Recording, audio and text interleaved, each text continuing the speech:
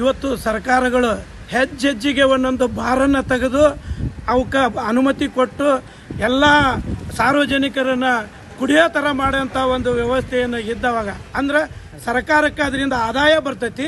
ಈ ಕೃಷಿಕರ ಉತ್ಪನ್ನಗಳಿಂದ ಇದರಿಂದ ಯಾವುದೇ ರೀತಿಯ ಆದಾಯ ಬರಲ್ಲ ಅನ್ನೋದಕ್ಕೆ ಈಗ ಗುಟ್ಕಾನ ಅದೇ ರೀತಿಯಾಗಿ ಸರಾಯಿಯನ್ನು ಬ್ಯಾನ್ ಮಾಡಲಿ ಇವರು.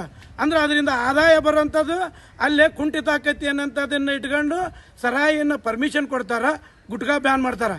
ಅಷ್ಟಕ್ಕೂ ನಾನು ಇವತ್ತು ಏನು ಗುಟ್ಕಾ ಬ್ಯಾನ್ ಮಾಡ್ಯಾರಲ್ಲ ಅದನ್ನು ಆದೇಶನ ಹಿಂಪಡಿಬೇಕು.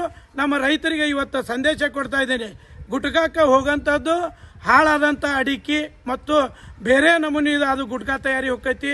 ಏನು ನಾವು ಉತ್ಪನ್ನಗಳನ್ನು ವ್ಯವಸ್ಥಿತವಾಗಿ ಬೆಳೆದಂಥವು ಏನು ಚಲೋ ಅಡಿಕೆ ಗುಣಮಟ್ಟದ ಅಡಿಕೆ ಬೆಳೆದಂಥವಕ್ಕೆ ಹಿಂದಿನಿಂದನೂ ಅದಕ್ಕೆ ಆದ್ಯತೆ ಐತಿ, ಮುಂದೂ ಆದ್ಯತೆ ಇರ್ತೈತಿ. ಯಾವುದೇ ಕಾರಣಕ್ಕೂ ಎದಿಗುಂದಬೇಡ್ರಿ, ಯಾವುದೇ ಕಾರಣಕ್ಕೂ ಭಯ ಪಡುವಂಥ ವ್ಯವಸ್ಥೆಯನ್ನು ಮಾಡಬೇಡ್ರಿ. ದರ ಇಳಿಕೆ ಆಗೋದಿಲ್ಲ. ಅದಕ್ಕೆ ಸರ್ಕಾರ ಈ ಕಡೆ ಎಚ್ಚೆತ್ಕೊಂಡು ತಕ್ಷಣವೇ ಏನು ಗುಟ್ಕಾ ಬ್ಯಾನ್ ಮಾಡ್ತೀವಿ ಅಂತೇಳಿ ಆದೇಶ ಮಾಡ್ಯಾರಲ್ಲ ಅದನ್ನು ಹಿಂಪಡಿಬೇಕು ಅನ್ನೋಂಥದ್ದನ್ನು ಕರ್ನಾಟಕ ರಾಜ್ಯ ರೈತ ಸಂಘ ತಾಲೂಕಾ ಅಧ್ಯಕ್ಷರು ಮರಿಗೌಡ ಪಾಟೀಲ್ ಹಾನಗಲ್. ಅಲ್ಲ ಸರ್, ಈಗ ಹಾನಗಲ್ ತಾಲೂಕಿನಾಗ ಅಡಿಕೆ ಜಾಸ್ತಿ ಬೆಳಿತೀರಿ, ಈಗ ಮತ್ತೀಗ ಗುಟ್ಕಾ ಬ್ಯಾನ್ ಅಂತ ಹೇಳಕತ್ತಾರ, ಈಗ ಇದು ಹೆಂಗೆ ರೀ ಸರ್?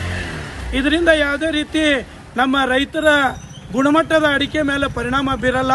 ಆದ್ರೂ ಕೂಡ ಸರ್ಕಾರ ಇದನ್ನು ಹಿಂಪಡಿಬೇಕು ಅಂತ ಹೇಳ್ತಾ ಇದ್ದೇವೆ. ಇಲ್ಲಿ ಹೆಚ್ಚು ಉತ್ಪನ್ನಗಳನ್ನು ಬೆಳೆದ್ರೂ ಕೂಡ ಬೇರೆ ಬೇರೆ ಕಡೆಯಿಂದ ಆಮದು ಮಾಡುವಂಥ ವ್ಯವಸ್ಥೆಯನ್ನು ಸರ್ಕಾರ ಮಾಡಬಾರ್ದು ಅನ್ನೋಂಥದ್ದು ಈ ಮೂಲಕ ತಿಳಿಸ್ತಾ ಇದ್ದೀವಿ. ನೋಡಿರಿ ಸರ, ಈ ಹಿಂದೆ ಈ ಏರಿಯಾ ಅಡಿಕೆ ಬೆಳೆಗೆ ಇದ್ದಿದ್ದಿಲ್ಲ.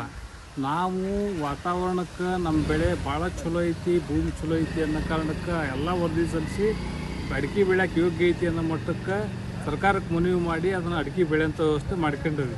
ತಾವೇ ನರೇಗಾದಡಿ ಅಡಿಕೆ ಬೆಳೀರಿ, ನೀವು ಆರ್ಥಿಕವಾಗಿ ಸಬಲರಾಗ್ರಿ ಅಂತೇಳಿ ನಾವು ಅಡಿಕೆ ಬೆಳೆಯೋಕೆ ಹಚ್ಚಿ ಪ್ರೋತ್ಸಾಹನ ಕೊಟ್ಟು ಈ ಹಂತದಾಗ 7-8 ವರ್ಷದಿಂದ ನಾವು ಅಡಿಕೆ ಬೆಳ್ಕೊಂತ ಬಂದವಿ.